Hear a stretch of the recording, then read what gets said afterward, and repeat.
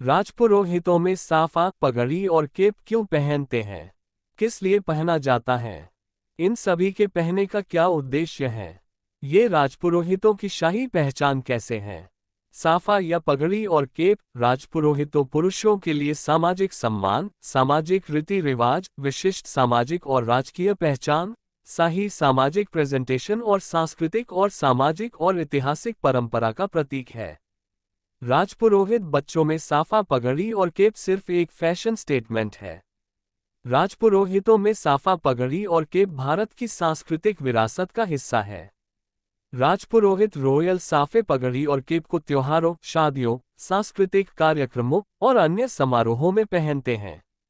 Royal राजपुरोहित बनना सा की पगड़ी को असली सम्मान तब मिलता है जब एक राजगुरु पूर्ण रूपेण शिक्षा के साथ विद्वान बनकर सर्वोच्च और पवित्र न्यायिक और मर्यादित चरित्र को धारण करके जीवन चक्र की जिम्मेदारियों को संतुलित रखते हुए धीरता, वीरता, गंभीरता, तेज, सहयोग, श्रेष्ठता, शुद्धता और सेवा और परोपकार के साथ खुद जीवन पथ पर आगे बढ़ता है और दुनिया और इंसानियत को बांटता है। मर्यादित जीवन शैली का अनुसरण सिखाता है और अन्न के साथ जिम्मेदारियों को मस्तिष्क पर तिलक स्वरूप धारण करता है।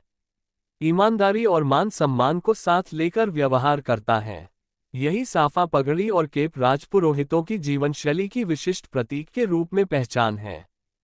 भारत में राजपुरोहितों के साफे, पगड़ी और केप पहनने के प्रमुख कारण निम्न हैं। भारत में राजपुरोहित रॉयल और पारंपरिक लुक को पूरा करने के लिए साफे, पगड़ी और केप का इस्तेमाल करते हैं। राजपुरोहितों में साफा, पगड़ी और केप सम्मान, परंपरा और शान का प्रतीक है। साफा, पगड़ी और केप पहनकर राजपुरोहित अपने विशिष्ट सामाजिक और राजकीय व्यक्तित्व और सामाजिक परिवार व समाज के नेतृत्व को व्यक्त कर सकते हैं। साफा, पगड़ी और केप बालों और हेड पार्ट की कई प्रकार से सुरक्षा करती है और शाही सुंदरता का प्रदर्शन होता है। साफा, पगड़ी और केप पहनकर राजपुरोहित समाज अपनी विशिष्ट पहचान से किसी भी अवसर पर अपनी सामाजिक उपस्थिति को बढ़ाकर शाही प्रेजेंटेशन देते हैं। राजपुरोहितों के विवाह समारोह में दूल्हे के लिए रॉयल और विशिष्ट साफे और पगड़ी की बंधाई होती है और बंधवाए और पहनने की रस्म विद्वान ब्राह्मण और नाई के द्वारा होती है और इनको उपहार के तौर पर धन दिया जाता है। फिर दूल्हे को बिंदराजा के संबोधन से पुकारा जाता है। अन्य सभी राजपुरोहित साधारण और रॉयल और फैंसी साफा, पगड़ी और केप पहनते हैं। अपनी अपनी इच्छानुसार फिर अधिकतर ऑपोजिट गोत्र के मेहमानों के साथ आदर्श और ऊर्जा के साथ बहुत नम्रता के साथ जय श्री रघुनाथ जी रीसा, सबके साथ जय दाता रीसा, जय जय खेतेश्वर दाता, जय जय सियाराम किया जाता है। साधारण मेल मिलाप में कहते हैं कि परमात्मा की कृपा है सा। जल प्राथमिक आवश्यकता है, इसलिए कहते हैं मैं पानी, खेती बाड़ी, धानपात कैसे हैं सा। भला कर्मों की मौज है सा। चारों तरफ के रिश्तेदार सहयोग भावना रहा है सा। महे भी गलत फायदों से दूर रवा सा। इस प्रकार का लोकाचारी वातावरण होता है तो दुनिया को समझना चाहिए ये सभी रॉयल राजपुरोहित हैं।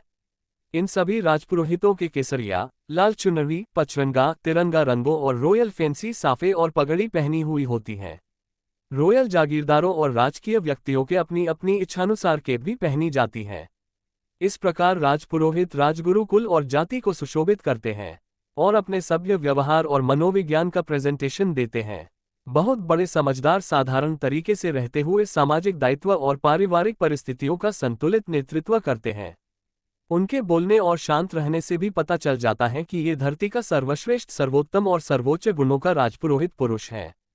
ये साधारण दिखने वाले राजपुरोहित आत्मा से मेहमानबाजी करते हैं और दानवीरता की अद्भुत क्षमता रखते हैं और ये कहते हैं रिश्तेदारियां तो परमात्मा की देन है सा।